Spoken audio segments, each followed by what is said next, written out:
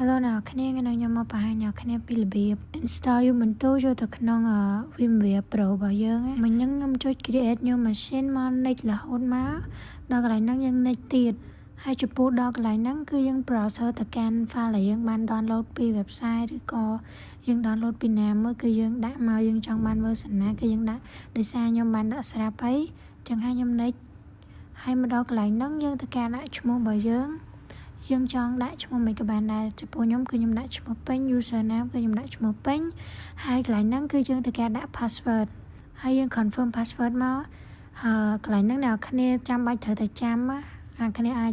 ទុកថតទុកអីក៏បានដែរហើយដល់កន្លែងហ្នឹងគឺយើងដាក់ឈ្មោះ machine Ubuntu របស់យើងមកយើងចង់ដាក់ឈ្មោះអីក៏បានដូចគ្នាហើយsave ទុកនៅណាហើយទៅការចុច next បន្ទាប់មកកន្លែងហ្នឹង next ទៀតកន្លែងហ្នឹងខ្ញុំអត់បានដាក់អីទេហើយ next រហូតមក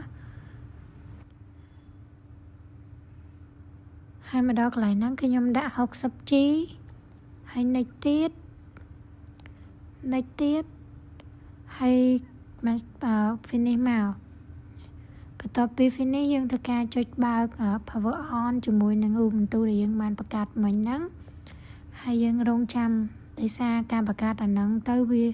រៀងយូរអញ្ចឹងយើងធ្វើការប្រើពេលរងចាំបន្តិច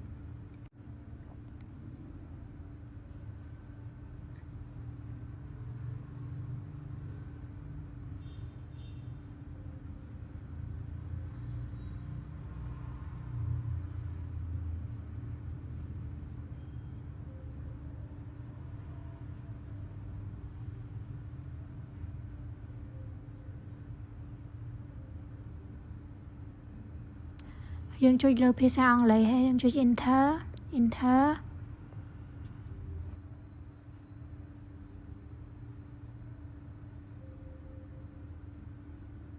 ហើយយើងធ្វើការរងចាំទៀត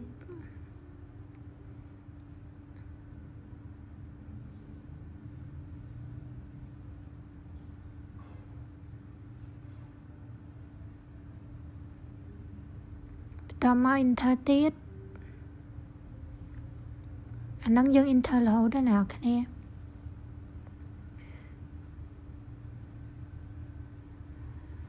ហើយយើងចុច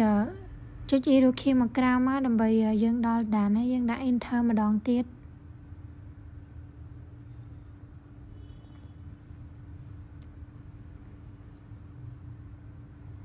ហើយមកដល់កន្លែងហ្នឹងគឺយើងដាក់ឈ្មោះរបស់យើងហើយជាមួយនឹងserver name ហើយយើងដាក់ឈ្មោះខ្ញុំដដែល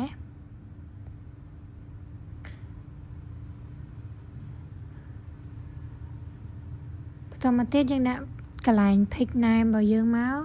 username កន្លែងហ្នឹងក៏ទាមទារការចងចាំដែរចំពោះ username មួយ password អ្នកគ្នាអាចដាក់ទុកឲ្យ confirm វាមកបន្តមកយើង next រហូតមក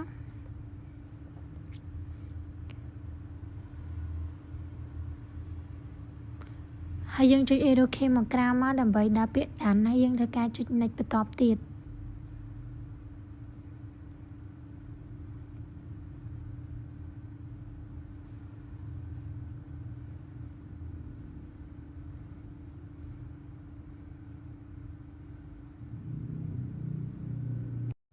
ហើយយើងធ្វើការរងចាំវាបន្តិចមកដើម្បីឲ្យវាបើកចូលទៅកាន់ server Ubuntu របស់យើង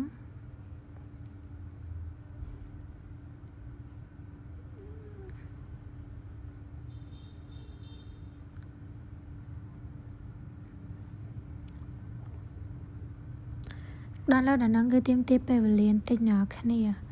ព្រោះវារៀងយូរហើយកន្លែងហ្នឹងយើងដាក់ password ដែលយើងបានដាក់ពីមុនមិញដែលខ្ញុំមកចងចាំអញ្ចឹងយើងដាក់មកហើយយើងចុច enter មករងចាំវាដំណើរការទៀត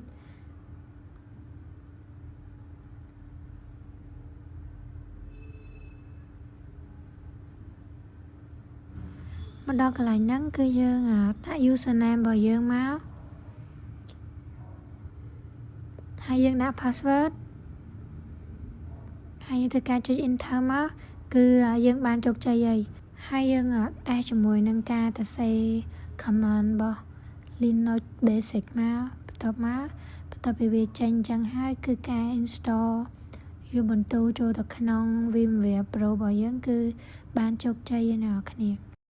Hello sister អរគ្នាថ្ងៃនេះយើងមករៀនពី command basic របស់ Linux ខ្លះៗដោយសារវីដេអូមុនយើងបានរៀនពីការ install Ubuntu ចូលក្នុង VMware ហើយអញ្ចឹង command ដំបូងរបស់យើងគឺ pwd គឺយើងប្រើសម្រាប់ check មើល directory របស់យើងថាឈ្មោះអីអញ្ចឹងហើយយើងវាយទៅគឺ directory របស់ខ្ញុំគឺឈ្មោះដែលខ្ញុំបានដាក់កាលពីខ្ញុំ install វីដេអូលើកមុនណាហើយបន្តមកទៀតគឺ ls គឺសម្រាប់ check មើល list របស់ directory នឹងថាមានអីខ្លះក្នុងនឹងគឺមានប្រមាណដែលខ្ញុំបានបង្កើតរួចរាល់អញ្ចឹងហើយចូលដល់ command ទី3គឺ command line សម្រាប់យើងចូលទៅកាន់ directory មួយនឹងអញ្ចឹងហើយខ្ញុំចង់ចូលទៅកាន់ document គឺខ្ញុំវាយ cd .clear មកហើយយើងវាយ document ជាមួយនឹង slash អញ្ចឹងហើយenter ទៅយើងបានចូលទៅកាន់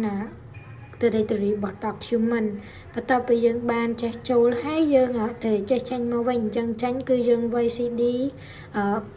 .clear ហើយ .dot មកគឺយើងបានចេញពី directory របស់ document ហ្នឹងឯងប៉ុន្តែខ្ញុំអត់ចង់នេះឯងខ្ញុំចង់ចូលទៅកាន់ directory document ដើម្បីខ្ញុំបង្ហាញពី command line បន្តទៀតដល់អ្នកទាំងអស់គ្នាហើយ command បន្ទាប់គឺសម្រាប់បង្កើត directory ខ្ញុំចង់បង្កើត directory មួយចូលទៅក្នុង document ខ្ញុំវាយ mkdir ហើយខ្ញុំដក clear មកខ្ញុំដាក់ឈ្មោះ directory មួយដែលខ្ញុំចង់បង្កើតខ្ញុំចង់បង្កើត design ខ្ញុំដាក់ design មកខ្ញុំ enter ហើយខ្ញុំធ្វើការ check មើលថាវាមានអត់ចឹងហើយវាមានជាមួយនឹង file design ជាមួយនឹង file ចាស់ដែលខ្ញុំបានបង្កើតចឹងហើយគឺ command line ហ្នឹងសម្រាប់បង្កើត directory មួយចឹងហើយ command ទី6គឺសម្រាប់បង្កើត text file គឺ touch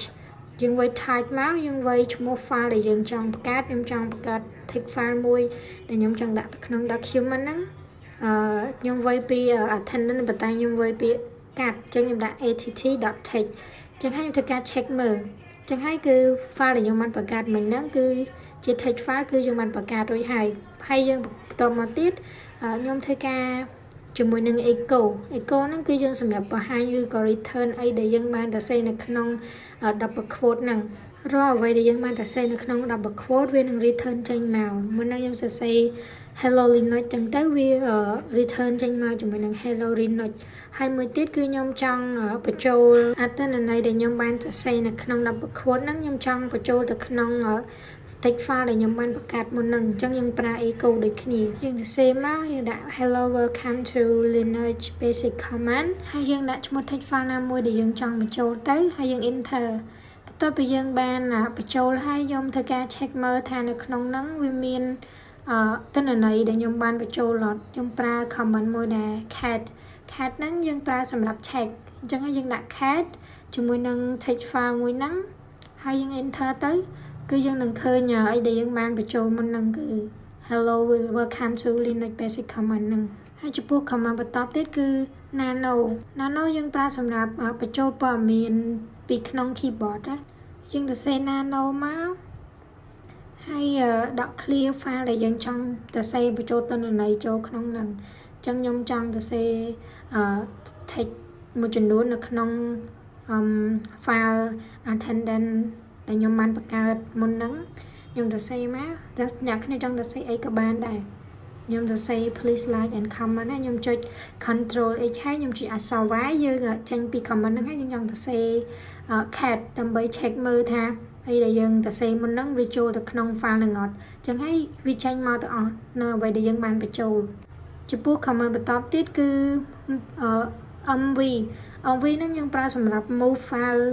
ណាមួយចូលទៅក្នុង folder អីមួយដល់យើងសរសេរ mv មកហើយខ្ញុំចង់ move file attendant ដែលជា text file ហ្នឹងជាមួយនឹង file list text file ដូចគ្នាដែល file ទាំងពីរហ្នឹងគឺនៅក្នុង document ខ្ញុំចង់ move ចូលទៅកាន់ directory មួយដែលមានឈ្មោះថា design អញ្ចឹងអ្នកគ្នាអាចវាយតាមខ្ញុំបានហើយយើងដាក់ slash ហើយយើងដាក់ directory design មកគឺ enter បន្ទាប់មកយើងធ្វើការ check ls មើលថាវាបាត់អត់អញ្ចឹងហើយtext file 2របស់យើងដែលយើងបានបញ្ចូលហ្នឹងគឺវាចូលហើយខ្ញុំចង់ចូលទៅកាន់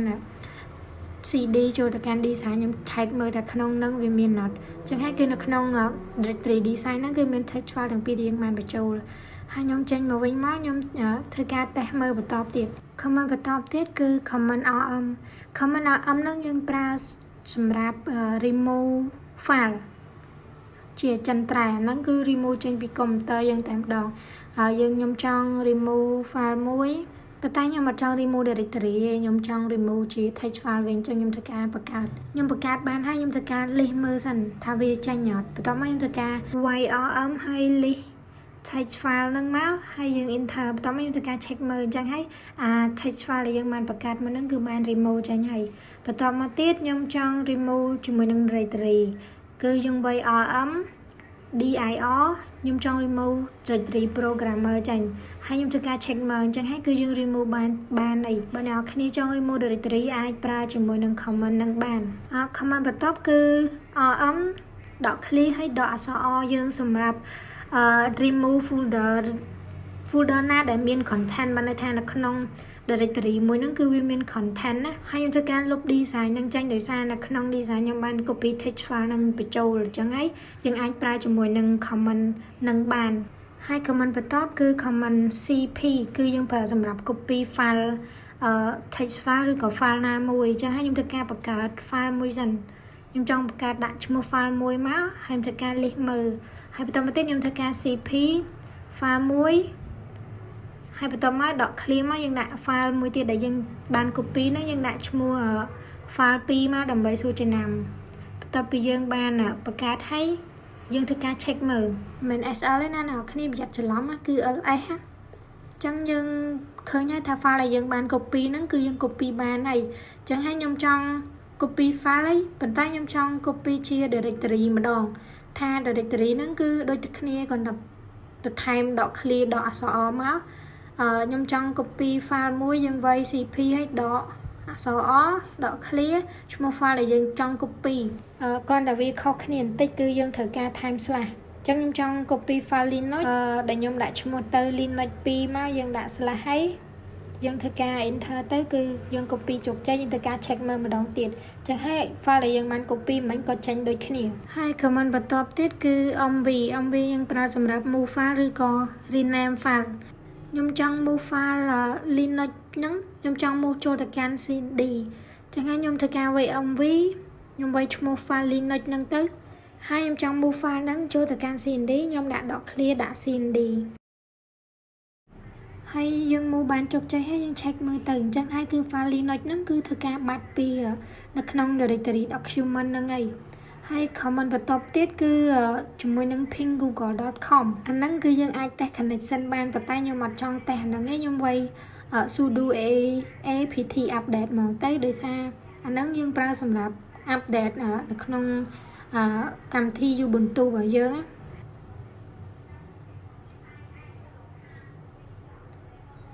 តើពីយើងវាយហើយយើងធ្វើការ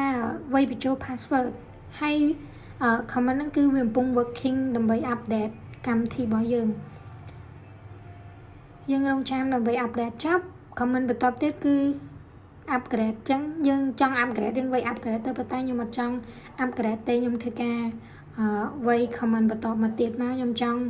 វាយ username ដើម្បី show កម្មវិធីដែលយើងកំពុងប្រើចឹងយើងវិញទៅគឺកម្មវិធីយើងកំពុងប្រើគឺ Linux ហើយ command បន្ទាប់ទៀតគឺ hostname យើងសម្រាប់ check មើលឈ្មោះពេញដែលយើងបានបង្កើតដំបូងយើង check មើលនៅក្នុងនឹងបានហើយយើងចង់ដឹងថាអីដែលយើងបានវាយថ្ងៃហ្នឹងគឺវាច្រើនអត់យើងធ្វើការវាយជាមួយនឹង history ទៅដើម្បី check មើល comment ចាស់ៗដែលយើងបានវាយថ្ងៃហ្នឹងគឺវាមានច្រើនចឹងហើយអ្នកគ្នាអាចសាកល្បងជាមួយ command line basic command របស់ Linux ទាំងអស់នឹងបានដល់ថ្ងៃហ្នឹងខ្ញុំលើកឡើងប្រហែលជា20 comment ដែរសម្រាប់គ្នាយើងណាដែលទើបចូលរៀនអីដូចខ្ញុំគឺអាចសាកជាមួយនឹង command line នឹងតែសាកមើលសិនបានអរគុណអ្នកគ្នា Hello អ្នកគ្នាខ្ញុំនឹងបង្ហាញវីដេអូមួយដើម្បី enable ASH ចូលទៅក្នុង Ubuntu ចូលទៅក្នុង Linux របស់យើង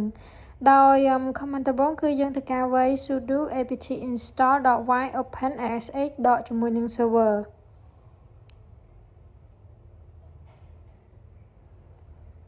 ហើយអ្នកគ្នាធ្វើការបញ្ចូលជាមួយនឹង password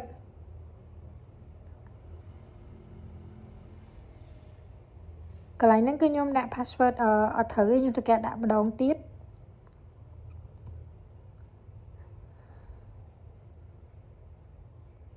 បើសិនពីអត់ត្រូវទេយើងធ្វើការវាយ sudo apt install.y ហើយไว้ដដែលមកយើងធ្វើការដាក់ password យើងម្ដងទៀតបើសិនបើលក្ខខណ្ឌមួយដែលអត់ចេញបើសិនជាវាចេញហើយគឺយើងធ្វើការរងចាំ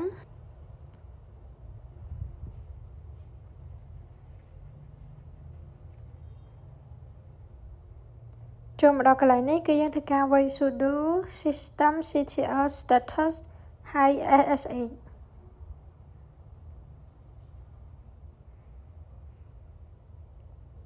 ចប់ពីវាចេញបែបហ្នឹងហើយយើងធ្វើការវាយ command មួយទៀតគឺ sudo systemctl enable .now ហើយជាមួយនឹង sh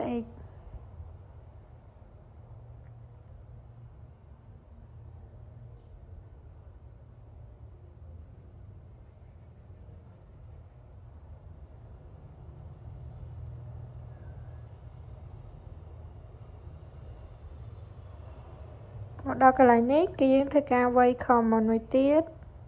ដោយយើងវាយជាមួយនឹង sudo ដដែលយើងវាយជាមួយនឹង ufw allow ash ហើយចុងក្រោយគឺយើងធ្វើការ check IP របស់យើងហើយយើងចូលទៅកាន់កម្មវិធី PowerShell ដើម្បី connect IP របស់យើងចូលទៅក្នុង Windows ហើយយើងវាយ IP ដែលយើងបាន check ក្នុង Ubuntu VMware នឹងមក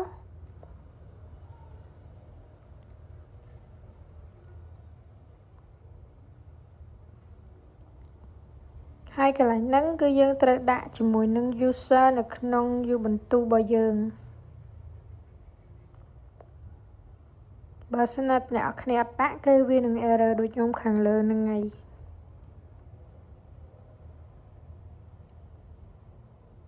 ចឹងខ្ញុំធ្វើការបញ្ចូល password ដែលខ្ញុំបានដាក់គឺឥឡូវគឺវាធ្វើការបាននៃ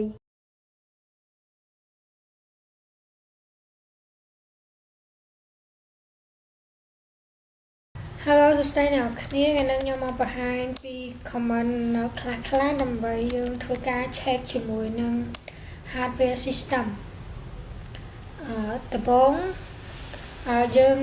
comment ដំបូងហ្នឹងគឺយើងវាយជាមួយនឹង ls CPU comment នឹងដែរគឺយើងធ្វើការ check information នៅក្នុង CPU របស់យើងគឺអ្នកគ្នាមើលបានគឺ information នៅក្នុង CPU របស់ខ្ញុំគឺមានបែបហ្នឹងហើយ comment បន្តទៀតខ្ញុំធ្វើការវាយជាមួយនឹង sudo apt install htop អានឹងដែរគឺយើងធ្វើការ install htop ដើម្បី view real time process ដូចជា task ឬក៏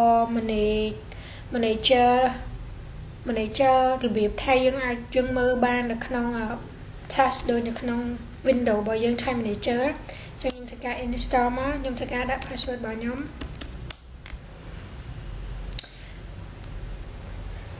អានឹងគឺខ្ញុំធ្វើការ install ហើយខ្ញុំធ្វើការ check ជាមួយនឹង htop មកទៅអានឹងគឺវាដូចគ្នាគឺអ្នកនរគ្នាអាចមើលបានគឺនេះគឺជា process ទាំងមូលនៅក្នុង computer VMware របស់ខ្ញុំដែលខ្ញុំបានបង្កើតហើយខ្ញុំធ្វើការ control C មកហើយ command បន្តទៀតគឺ free clear sh ហ្នឹងគឺយើងប្រើដើម្បី check មើល RAM free ហើយសញ្ញាដក hash គឺយើងដើម្បី check មើល RAM របស់ខ្ញុំគឺ RAM របស់ខ្ញុំមានចំនួនដូចដែលបង្ហាញខាងលើហើយ comment បន្តទៀតគឺ df.sh គឺយើងប្រើដើម្បី check size use available គឺយើងចង់ដឹងថា size ដែលយើងប្រើនឹងអស់ប្រមាណឬសល់ប្រមាណគឺយើងអាច check ជាមួយនឹង command free.sh នឹងបានហើយ comment បន្តទៀតគឺ lsbok comment នឹងដែរគឺយើងប្រើសម្រាប់ទៅមើល tree structure របស់យើងtree structure របស់ខ្ញុំគឺមានអញ្ចឹងហើយយើងចូលទៅ command បន្តទៀតគឺ IPA គឺដូចអ្នកដឹងហើយ IPA ហ្នឹងគឺយើងប្រើដើម្បី check ជាមួយនឹង IP address របស់ computer មួយហ្នឹងហើយ command បន្តទៀតគឺ PS AUH command នឹងដែរគឺយើងប្រើសម្រាប់check មើល process boss កុំតែនឹងដូចគ្នាប៉ុន្តែវាស្តៀងនឹង H-top ដែរប៉ុន្តែវាពិបាកមើលហើយញញ៉ៃជាង desktop អញ្ចឹងបើសិនណាអញ្ចឹងអ្នកអាចមើលជាមួយនឹង H-top វារៀងស្រួលជាង command PSAUH ហ្នឹងហើយ command បន្តទៀតគឺ kill command kill ហ្នឹងគឺយើងប្រើសម្រាប់ kill ទៅលើ process ណាមួយឬក៏ទៅលើ process app ណាមួយហើយ command បន្តទៀតគឺខ្ញុំវាយជាមួយនឹង ls .have អាហ្នឹងគឺជាជំនួយ ls សម្រាប់ command ណាហើយ cp .have គឺយើងប្រើសម្រាប់ cd .have គឺយើងប្រើសម្រាប់ជំនួយ command របស់ cp ដូចគ្នាហើយបន្តមកទៀតគឺយើងមាន command បន្តគឺ info ls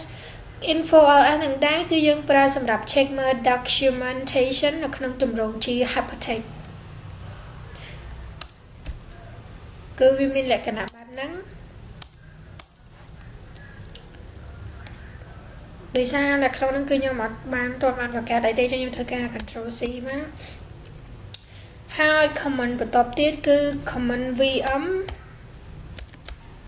vm start to command នឹងដែរគឺយើងប្រើសម្រាប់បើកជាមួយនឹង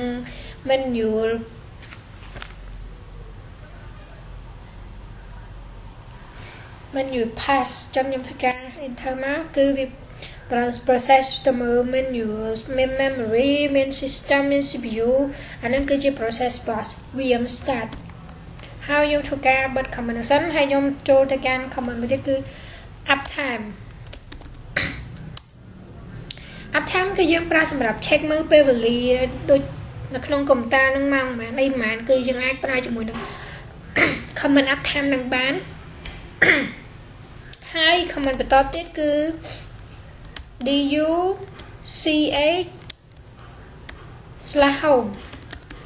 command នឹងដែរគឺយើងប្រើដើម្បី check usage of file ឬក៏ directory មួយហ្នឹងនេះគឺយើងអាចប្រើ command នឹងបានប៉ុន្តែដោយសារ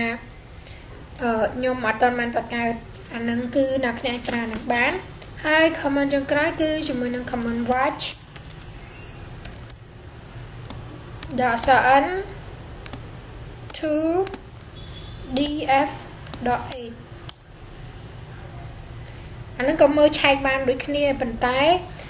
វាអត់ទាន់មាន file ឬក៏ directory នៅក្នុងហ្នឹងទេអញ្ចឹងហើយ command ដែលពាក់ព័ន្ធទៅនឹងការ check system hardware ឬក៏ monitor របស់ខ្ញុំគឺមានតែប៉ុណ្្នឹងទេអរគុណអ្នកទាំងគ្នាសម្រាប់ការទស្សនា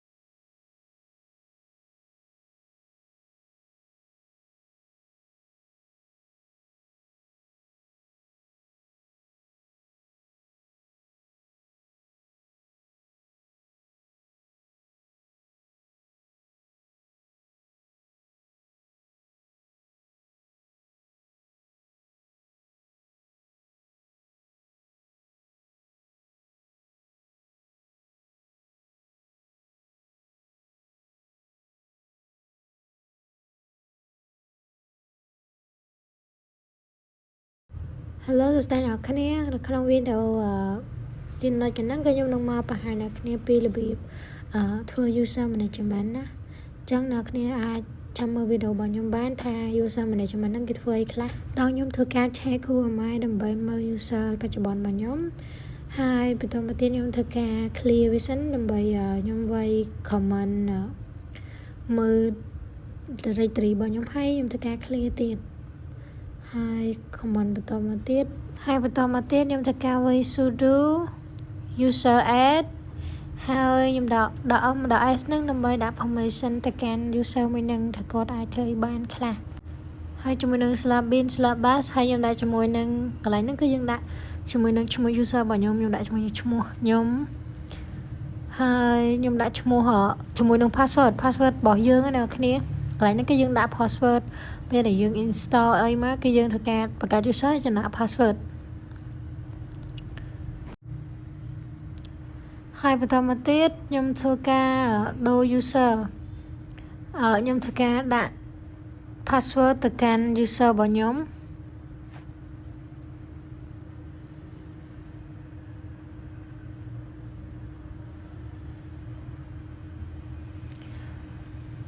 តើពេលខ្ញុំបានដាក់ password រួចហើយខ្ញុំធ្វើការ clear វាចេញទៀត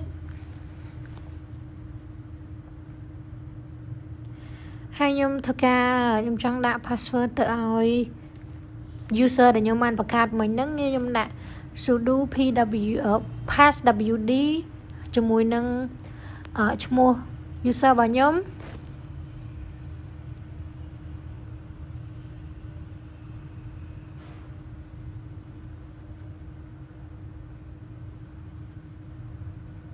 ហើយខ្ញុំធ្វើដាក់ password ហើយខ្ញុំដាក់ password ថ្មីហើយ comment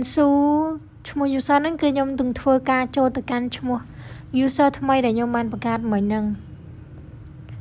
ហើយខ្ញុំធ្វើវាយ who am I ដើម្បី check មើលថាខ្ញុំពិតទៅចូលបាន user ហ្នឹងអត់អញ្ចឹងហើយខ្ញុំបានចូល user ហ្នឹង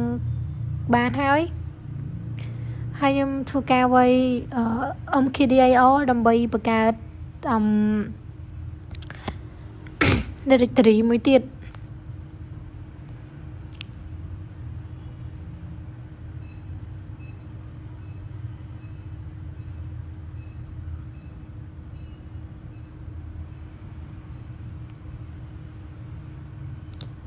អ្នកគ្នាឲ្យវាយតាមខ្ញុំបាន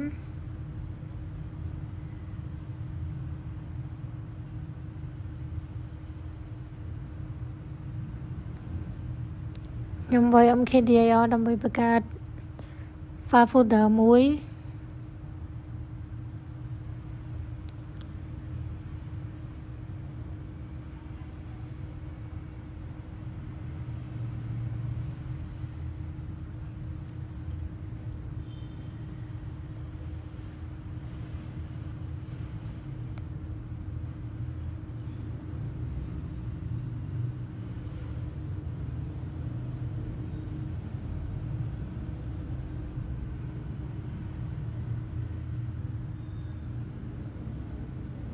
ចឹងគឺខ្ញុំបង្កើតបានហើយ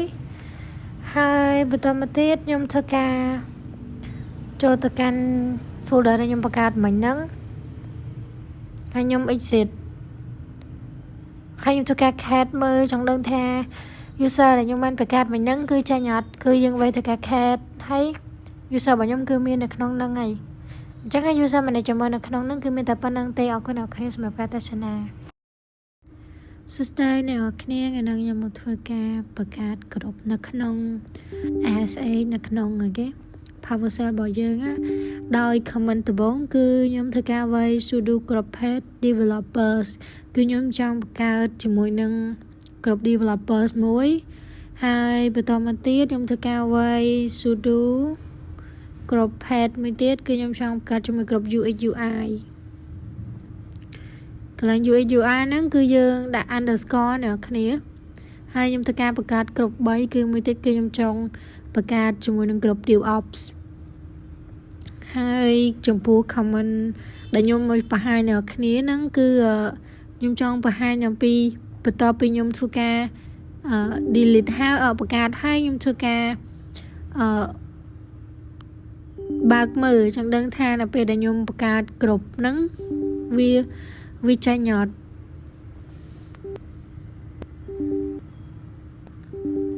ខ្ញុំធ្វើការ verify វាអ្នកគ្នា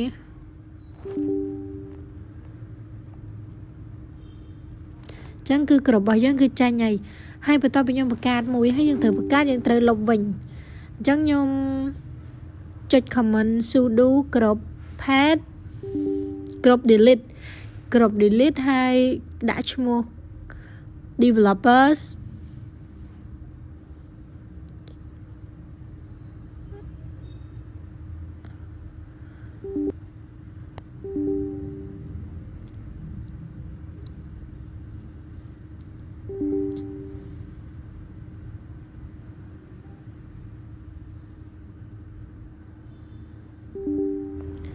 ហើយបន្តមកទៀតគឺ touch គឺខ្ញុំធ្វើការចូលទៅកាន់គ្រប់ developer គឺ get end ហ្នឹងគឺខ្ញុំចង់បង្កើតគ្រប់ develop file text មួយនៅក្នុងគ្រប់ developer គឺខ្ញុំដាក់ touch developer process ហើយខ្ញុំចង់បង្កើតបានន័យថាចង់បង្កើត sub file នៅក្នុងគ្រប់ developer ឬក៏ folder របស់ developer ហ្នឹងគឺយើងវាយ touch developers ហើយ extension របស់វាគឺ text ហើយ UX UI ជាមួយនឹង DevOps ហើយខ្ញុំសកា ls មើលគឺវាមានហើយ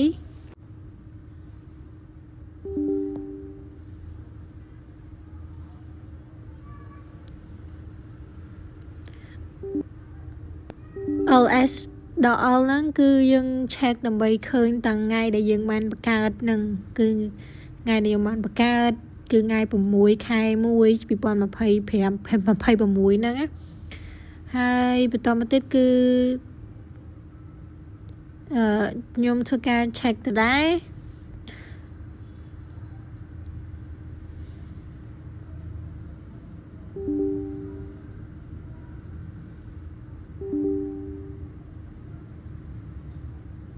ហើយបន្តមកទៀតគឺខ្ញុំចង់ assign គ្រប់ ownership ទៅកាន់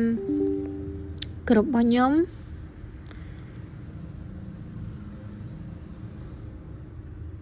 អ្នកគ្នាវាយតាមខ្ញុំបាន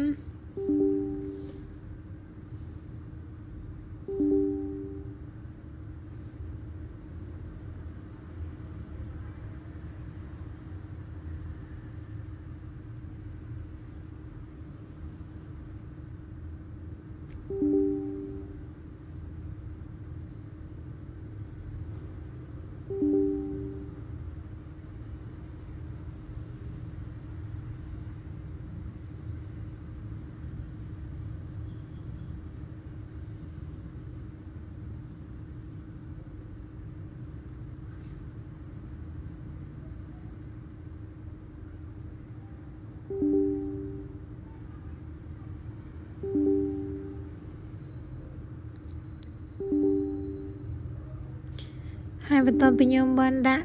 គ្រប់ assign ឲ្យហើយខ្ញុំធ្វើការមួយ comment មួយទៀតដើម្បី restrict គ្រប់ assign របស់ខ្ញុំហ្នឹង